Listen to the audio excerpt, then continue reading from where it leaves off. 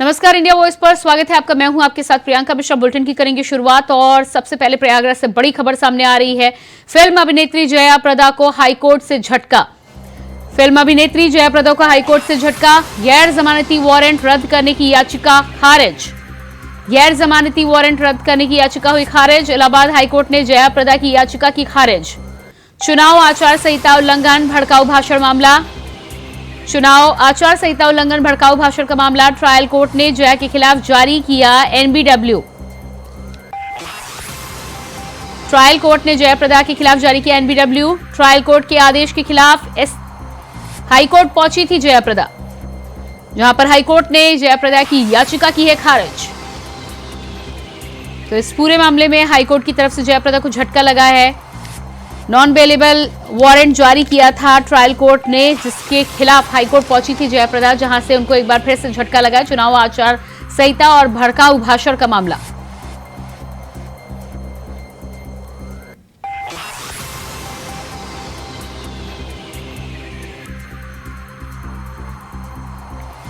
और इसी खबर पर प्रयागराज से हमारे साथ संवाददाता शोएब रिजवी जुड़ चुके हैं। जी शोएब, इस पूरे मामले में जिस तरह से जया प्रदा को हाईकोर्ट से भी झटका लगा है, क्या कुछ पूरी जानकारी है? आगे क्या कुछ रास्ते खुले हैं? देखिए, दरअसल ये हाईकोर्ट इसी बात के लिए आई थी कि जो निचली अदालत में उनके खिलाफ सम्मन जारी किया गया है, उसको लेकर के बाकायदा वो हाईकोर्ट आए थे। हालांकि उनके वकील की तरफ से कुछ तकनीकी कारणों से इस याचिका को वापस लेने की बात की, जिसके बाद वो हाईकोर्ट ने इस याचिका को खारिज कर दिया है। अब उम्मीद की जाती है कि एक बार दोबारा से ये जो उनके वकील हैं वो दोबारा याचिका करेंगे, क्योंकि निचली अदालत ने जया प्रदा के खिलाफ सम्मन जारी किया है और जया प्रदा के खिलाफ एक तरह से कह सकते हैं गिरफ्तारी की तलवार लटक रही है। ऐसे में वो हाईकोर्ट की शरण में आए थे, उनके वकीलों की तरफ से याचिका दाखिल की गई थी, लेकिन उसमें कुछ तकनीकी कारणों से उनके वकीलों की तरफ से ये कहा गया कि वो इसमें कुछ और तथ्य शामिल करना चाहते हैं, जिसकी वजह से ये कोर्ट ने याचिका खारिज कर दी है। तो अब ये उम्मीद की जा रही है कि जल्द ही दोबारा याचिका दाखिल की जाएगी, लेकिन इसके अलावा ये जरूर है कि इस बीच में जया प्रदा को कोई राहत नहीं मिली है। तो जया प्रदा के खिलाफ जो रामपुर में निचली अदालत ने एक तरह से सम्मन जारी किया है, वो खतरा मंडरा रहा है, बरकरार है। उनकी गिरफ्तारी को लेकर के जो निचली अदालत ने आदेश जारी किया है वो एक तरह से बरकरार है। अब इलाहाबाद हाईकोर्ट में दोबारा याचिका दाखिल की जाती है, क्या कुछ किया जाता है, इसका जरूर इंतजार करना पड़ेगा। लेकिन अभी जो इलाहाबाद हाईकोर्ट में याचिका दाखिल की थी वो जरूर उसे खारिज कर दिया गया है। जी बिल्कुल। क्या इस फैसले के बाद जया प्रदा की तरफ से या उनके वकील की तरफ से इसके अलावा भी कोई बयान आया है? बिल्कुल, जो वकीलों से बातचीत हुई उनका कहना है कि वो जल्दी दोबारा याचिका दाखिल करेंगे, उसमें कुछ तकनीकी चीजें और अपडेट करेंगे, उसके बाद याचिका दाखिल करेंगे। लेकिन लगता है कि उनके वकीलों को लगता था कि इसे जो याचिका उन्होंने दाखिल की थी इसमें उनको राहत नहीं मिलेगी, इसीलिए उन्होंने वापस लेने की कोर्ट से एक तरह से डिमांड की और उसके बाद इस याचिका को खारिज कर दिया गया। तो अभी फिलहाल उनकी जो तैयारी है वो चल रही है। अब उस पर आगे वो जल्दी स्टैंड लेंगे और क्या स्टैंड लेंगे उसका खुलासा वो जल्दी करेंगे। जी, इस पूरे मामले में जिस तरह से ट्रायल कोर्ट के माध्यम से एनबीडब्ल्यू जया प्रदा के लिए जारी किया गया था, जिसके खिलाफ वो पहुंची हैं, दूसरे पक्ष का इस पूरे मामले में क्या कुछ कहना है? उनका अगला कदम क्या होगा?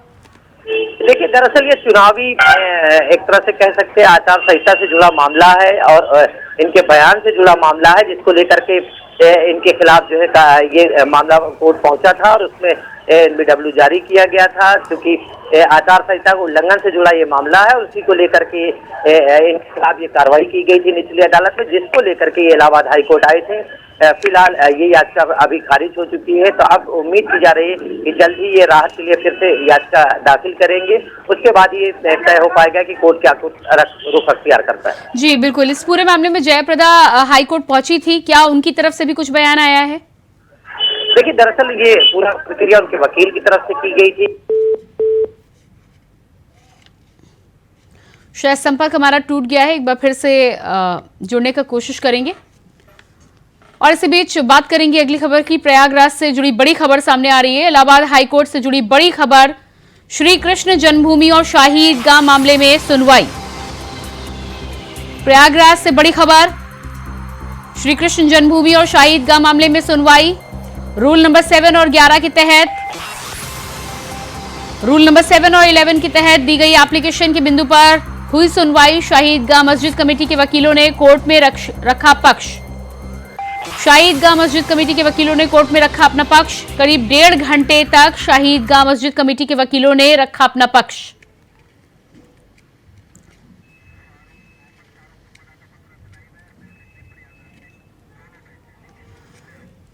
और इसी खबर पर हमारे साथ मथुरा से संवाददाता मोहम्मद फारूक जुड़ चुके हैं। इसके अलावा प्रयागराज से हमारे साथ शोएब रिजवी बने हुए हैं। जी मोहम्मद फारूक, इस पूरे मामले में श्री कृष्ण जन्मभूमि शाहीदगाह मामले में जिस तरह से आज मुस्लिम पक्ष ने अपना पक्ष रखा है कोर्ट के सामने, क्या कुछ जिरह में निकलकर सामने आया है?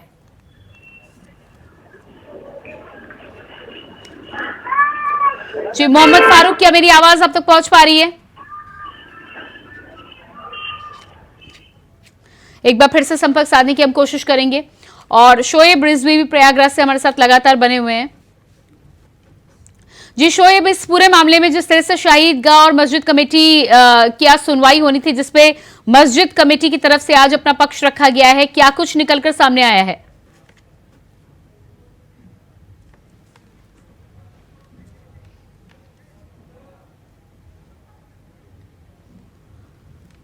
तो लगातार आपको बता दें कि 13 मार्च को मामले की होगी अगली सुनवाई। जस्टिस मयंक कुमार जैन की सिंगल बेंच कर रही है इस पूरे मामले की सुनवाई। और इसी बीच हमारे साथ मथुरा से मोहम्मद फारूक जुड़ चुके हैं। जी मोहम्मद फारूक, इस पूरे मामले की यदि बात की जाए तो जिस तरह से आज सुनवाई हुई है और मुस्लिम पक्ष ने अपना पक्ष रखा है, अपनी दलीलें रखी हैं, क्या कुछ निकलकर सामने आ रहा है सुनवाई के दौरान?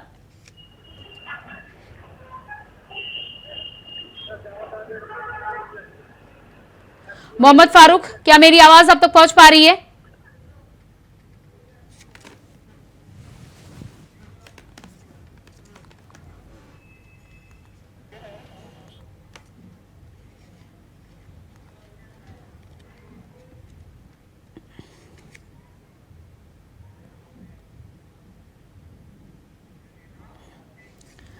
और इसके बाद बात करेंगे अगली खबर की। लखनऊ से बड़ी खबर सामने आ रही है। आजमगढ़ में प्रत्याशी उतारेगी एआईएमआईएम।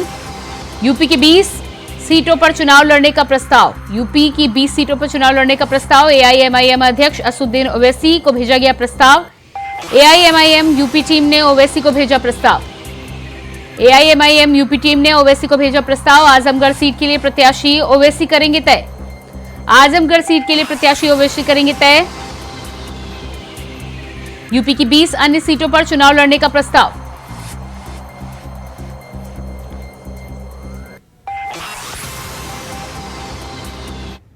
आज के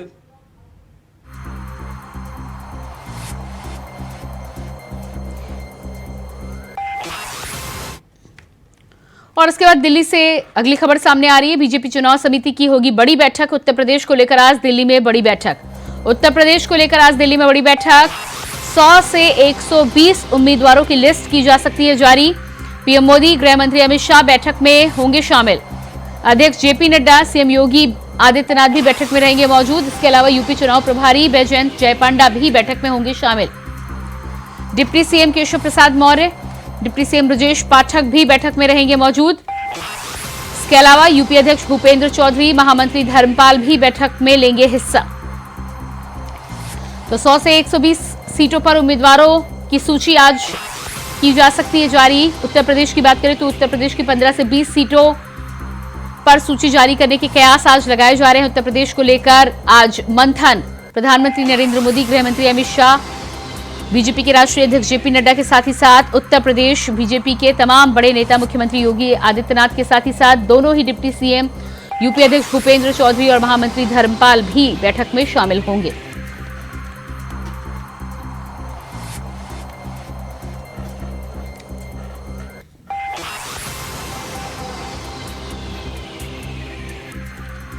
यूपी अध्यक्ष भूपेंद्र चौधरी, महामंत्री धर्मपाल भी बैठक में होंगे शामिल। और इसी खबर पर हमारे साथ दिल्ली से संवाददाता सादिक खान लाइव जुड़ चुके हैं। जी सादिक, जिस तरह से उत्तर प्रदेश को लेकर आज दिल्ली में बैठक हो रही है, माना जा रहा है कि 100 से 120 प्रत्याशियों की सूची भी जारी की जा सकती है, क्या कुछ ताजा जानकारी मिल पा रही है? जी बिल्कुल प्रियंका, आपको बता दूं आज बीजेपी केंद्रीय चुनाव समिति की महत्वपूर्ण बैठक होने जा रही है। बैठक आज शाम 6 बजे पार्टी मुख्यालय पर शुरू होगी। सबसे महत्वपूर्ण आज जो बैठक हो रही है उस उत्तर प्रदेश पर सबकी खासा नजर है। उत्तर प्रदेश के मुख्यमंत्री योगी आदित्यनाथ 2 बजे के बाद पार्टी मुख्यालय पहुंचेंगे। साथ ही प्रदेश के अध्यक्ष भूपेंद्र चौधरी व संगठन महामंत्री धर्मपाल सिंह भी इस बैठक में मौजूद रहेंगे। केंद्रीय चुनाव समिति की बैठक से पहले उत्तर प्रदेश की जो हारी हुई सीटें हैं उस पर महत्वपूर्ण यहाँ चर्चा होने वाली है। पार्टी के जितने वरिष्ठ पदाधिकारी हैं, प्रभारी हैं, वो भी इस बैठक में शामिल होंगे। साफ तौर पर आज प्रियंका इस पूरी बैठक पर सबकी नजर बनी हुई है।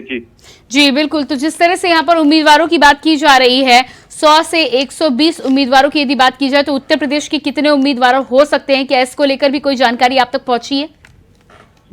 जी बिल्कुल, जिस तरह से प्रियंका आज जो ये सूची जारी होनी है, जो बताया जा रहा है कि 100 से 120 प्रत्याशियों की सूची जारी होनी है। माना जा रहा है कि उत्तर प्रदेश के लगभग 22 से 23 सीटों की आज यहाँ पर ऐलान होता हुआ नजर आ सकता है, लेकिन 6 बजे की जो बैठक महत्वपूर्ण है उसके बाद ये साफ हो पाएगा कि उत्तर प्रदेश की किन सीटों का आज ऐलान होना है। जी प्रियंका जी, इसके अलावा प्रधानमंत्री नरेंद्र मोदी का सूची में नाम होने के साथ ही साथ गृह मंत्री अमित शाह को लेकर भी जानकारी निकलकर सामने आ रही है। तो क्या लोकसभा के लिए इस बार गृह मंत्री अमित शाह मैदान में होंगे? जी बिल्कुल प्रियंका, जिस तरह से बताया जा रहा है कि देश के प्रधानमंत्री नरेंद्र मोदी का सूची में पहला नाम होगा, साथ ही देश के गृह मंत्री भी इस बार चुनाव मैदान में उतर सकते हैं। साथ ही पार्टी के कई और दिग्गज नेताओं के भी नाम आज इस लिस्ट में आ सकते हैं। तो साफ तौर पर आज शाम में बैठक के बाद ही जब लिस्ट जारी होगी तो सबकी नजरें इसी लिस्ट पर गड़ी हुई हैं कि आखिर कौन ऐसे दिग्गज हैं जिनका इस सूची में नाम है। कई दिग्गज ऐसे हैं जिनके आज नाम कटने वाले हैं, कई जो पुराने जिनकी उम्र ज्यादा है, ऐसे लोगों के भी यहाँ टिकट कटते हुए नजर आएंगे। जी प्रियंका जी बिल्कुल। तो जिस तरह से आज अहम बैठक होनी है, बीजेपी के पदाधिकारियों की बात करें तो कितना उत्साहित है आज की बैठक को लेकर, और इसके अलावा नामों की भी बात करें तो कितनी सुगबुगाहट चर्चा कार्यालय में चल रही है? जी बिल्कुल, जिस तरह से प्रियंका आज की बैठक का जैसे ही ऐलान हुआ था उसके बाद ही अगर पूरे देश भर की बात की जाए तो सभी प्रदेशों के जो वरिष्ठ नेता हैं वो पार्टी मुख्यालय पर सुबह से ही लगे हुए हैं। बड़े नेताओं से मुलाकात का सिलसिला यहाँ जारी है। लगातार पार्टी मुख्यालय पर भाजपा के जो उम्मीदवार हैं, जो उम्मीदवार की रेस में हैं, वो भी लगातार यहाँ पर अपनी हाजिरी लगाते हुए नजर आ रहे हैं। सब अपनी मजबूत दावेदारी यहाँ ठोकते हुए नजर आ रहे हैं। पूरी तरह से पार्टी के जितने वरिष्ठ नेता हैं आज पार्टी मुख्यालय पर मौजूद हैं। जी प्रियंका जी बिल्कुल सादिक, इस तमाम जानकारी के लिए बहुत शुक्रिया आपका।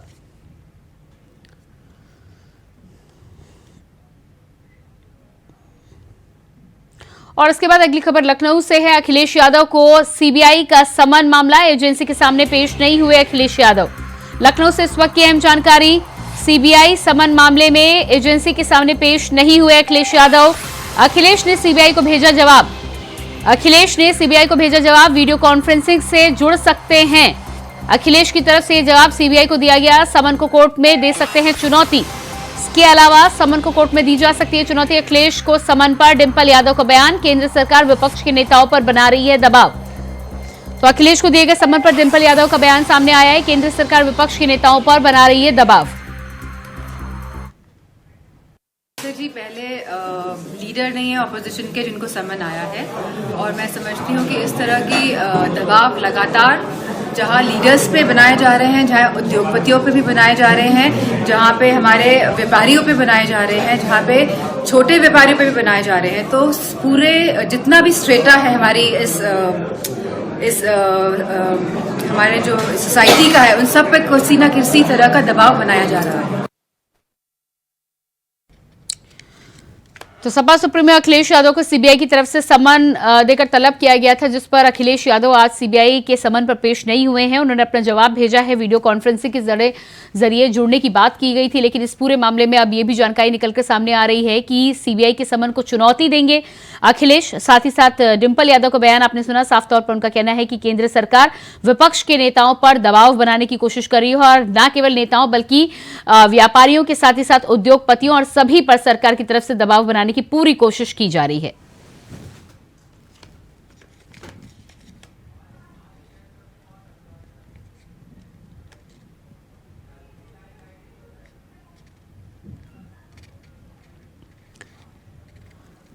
तो केंद्र सरकार की तरफ से विपक्षी नेताओं पर दबाव बनाया जा रहा है। डिंपल यादव का यह बयान सामने आया है। इसके अलावा अखिलेश यादव ने साफ सीबीआई के समन को चुनौती देने की बात की है। साथ ही साथ उनसे यह भी कहा है कि वीडियो कॉन्फ्रेंसिंग के जरिए पेश हो सकते हैं, लेकिन फिजिकल तौर पर पेश नहीं हुए हैं सीबीआई के समन पर सपा सुप्रीमो अखिलेश यादव।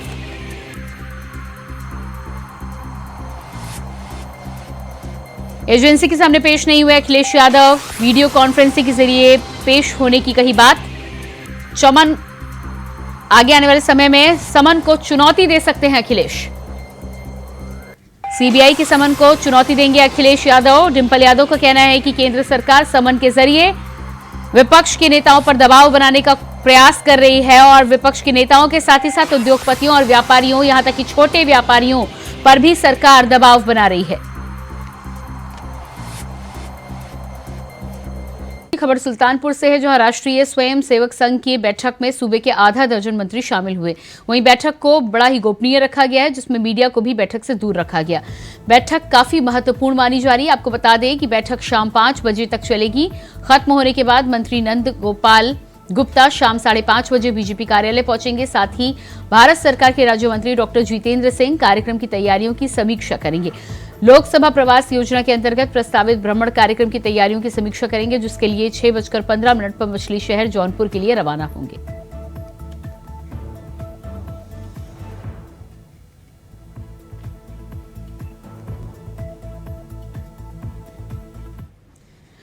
अगली खबर हाथरस से है, जहां एसडीएम ने शिकायत पर बंगला संयुक्त जिला अस्पताल का औचक निरीक्षण किया है। बायोमेडिकल वेस्ट और गंदगी की शिकायत पर उपजिला अधिकारी ने निरीक्षण किया। एसडीएम के साथ ही साथ प्रदूषण कंट्रोल बोर्ड के एक क्षेत्राधिकारी ने भी निरीक्षण किया।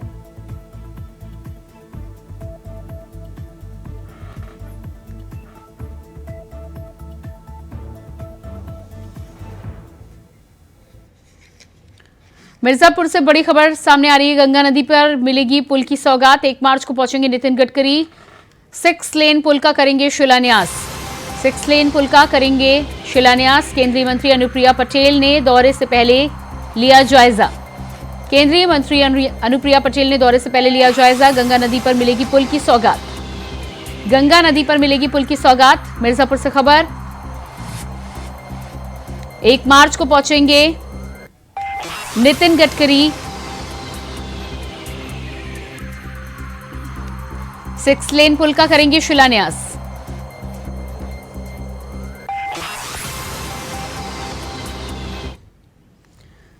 अगली खबर लखनऊ से, जहां आधा दर्जन दरोगाओं के साथ एक सिपाही और अज्ञात पुलिसकर्मी पर एफआईआर दर्ज की गई है। बता दें कि विभूतिखंड थाने में तैनात पुलिसकर्मियों पर अधिवक्ताओं ने मुकदमा दर्ज कराया है। वहीं पुलिस पर बर्बरता से पिटाई करने का आरोप लगाया गया, जिससे अधिवक्ता घायल हुए हैं। साथ ही अधिवक्ताओं ने कोर्ट परिसर में प्रदर्शन किया, कार्य का बहिष्कार किया। वहीं अध्यक्ष अरविंद कुशवाहा ने कहा है कि एफआईआर न दर्ज होने तक प्रदर्शन जारी रहेगा।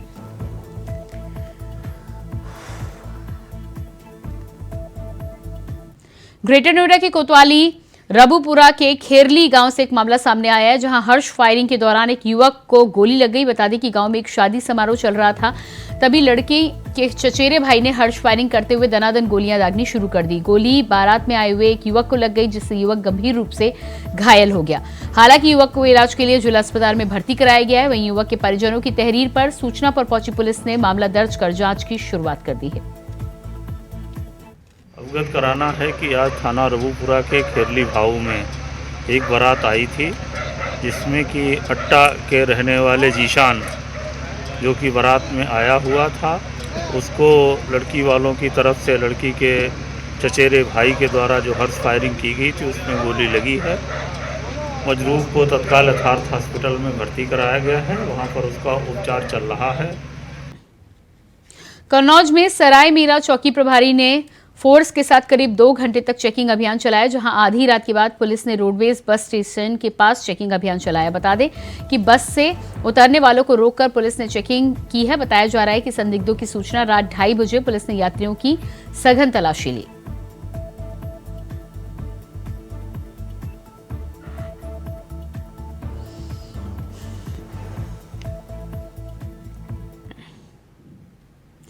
खबर कानपुर से है, जहां घाटमपुर में 2 नाबालिग बहनों का शव पेड़ के फंदे से लटका हुआ मिला है। सूचना मिलते ही मौके पर पहुंचे परिवार के लोगों ने भट्टा ठेकेदार के साथ 3 लोगों पर रेप के बाद हत्या करने का आरोप लगाया है।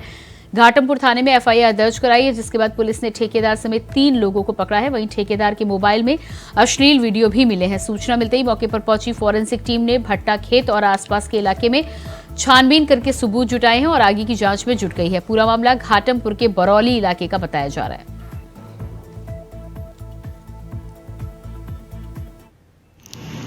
दिनांक 28 फरवरी 2024 को थाना घाटमपुर पर सूचना प्राप्त हुई सूचनाकर्ता के द्वारा यह बात बताई गई कि ग्राम बरौली के LIC भट्टा है जहाँ पर गरीब रकम से 2 लड़कियाँ लटकी हुई हैं। उक्त सूचना पर थाना भाटमपुर की पुलिस तत्काल प्रभाव से मौके पर गई। फील्ड यूनिट एवं सभी वरिष्ठ अधिकारी तत्काल प्रभाव से मौके पर आए। फील्ड यूनिट के द्वारा एवं सभी वरिष्ठ अधिकारियों के द्वारा मौके का काफ़ी गहनता से मुआयना किया गया। जो लड़कियाँ जो पेड़ से लटकी हुई थी और जो वहाँ पे जो शव की स्थिति थी उसका काफ़ी गहनता के साथ फोटोग्राफी वीडियोग्राफी कराई गई। शव को वहाँ से उतारा गया। इसमें से 3 लोगों को जो नामजद हैं उसे पुलिस के द्वारा हिरासत में ले लिया गया है। उससे पूछताछ की जा रही है। जो इसमें जो तथ्य प्रकाश में आएंगे PM जब हो जाएगा, PM में जो भी चीज़ें प्रकाश में आएंगी उन सभी चीज़ों को इसमें समाहित करते हुए इसमें अग्रिम विधि कार्रवाई सुनिश्चित कराई जाएगी। मैनपुरी में सपा सांसद डिंपल यादव एक दिवसीय दौरे पर पहुंची, जहां वह सपा कार्यालय पहुंचकर कार्यकर्ताओं से मुलाकात करने के लिए पहुंची। लोकसभा चुनाव को लेकर बैठक भी करेगी।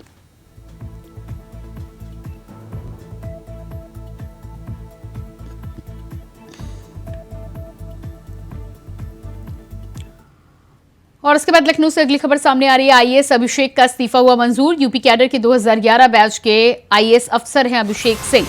केंद्र सरकार से मिली इस्तीफे को मंजूरी। केंद्र की मंजूरी के बाद यूपी सरकार ने स्वीकार किया इस्तीफा। केंद्र सरकार से मिली इस्तीफे को मंजूरी। केंद्र की मंजूरी के बाद यूपी सरकार ने स्वीकार किया इस्तीफा। तो IAS अभिषेक को लेकर मामला लंबे समय से पेंडिंग था। सस्पेंड किया गया था IAS ऑफिसर को, जिसमें यूपी कैडर के 2011 बैच के IAS अफसर हैं अभिषेक सिंह। इस पूरे मामले में अब केंद्र सरकार से अभिषेक सिंह के इस्तीफे को मंजूरी मिल गई है। केंद्र की मंजूरी मिलने के बाद यूपी सरकार ने IAS अभिषेक सिंह का इस्तीफा स्वीकार कर लिया है।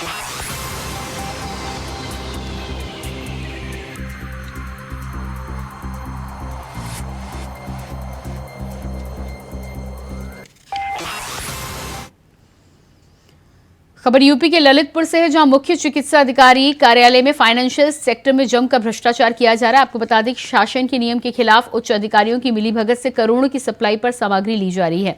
विभाग में कार्यरत कर्मचारी की बनाई गई फर्म पर करोड़ों की सप्लाई पर सामग्री ली जा रही। वहीं पूरे मामले पर जिलाधिकारी का कहना है कि किसी भी विभाग में कार्य कर रहे कर्मचारी से कोई भी सप्लाई फाइनेंशियल सेक्टर में नहीं ली जा सकती। और ये भी कहा कि CMO से रिपोर्ट मंगाकर जांच पर कर कार्रवाई की जाएगी। जो फाइनेंशियल प्रूडेंस के प्रिंसिपल्स रहते हैं उसके तहत सभी विभागों में ये चीज़ मनाही होती है कि जिस कार्य से जुड़ा हुआ कोई कार्मिक है तो उसके कोई फैमिली वाले उसमें किसी आर्थिक लाभ के लिए उस विभाग के साथ काम ना कर रहे हो। तो जैसा कि आपने संज्ञान में लाया गया है आपके द्वारा, CMO के माध्यम से इसमें रिपोर्ट प्राप्त की जाएगी और जिस भी स्तर से सक्षम स्तर से इसमें कार्रवाई की जानी होगी उससे प्रस्तावित की जाएगी। और इसी के साथ फिलहाल इस बुलेटिन में इतनी खबरों का सिलसिला जारी रहेगा। नमस्कार।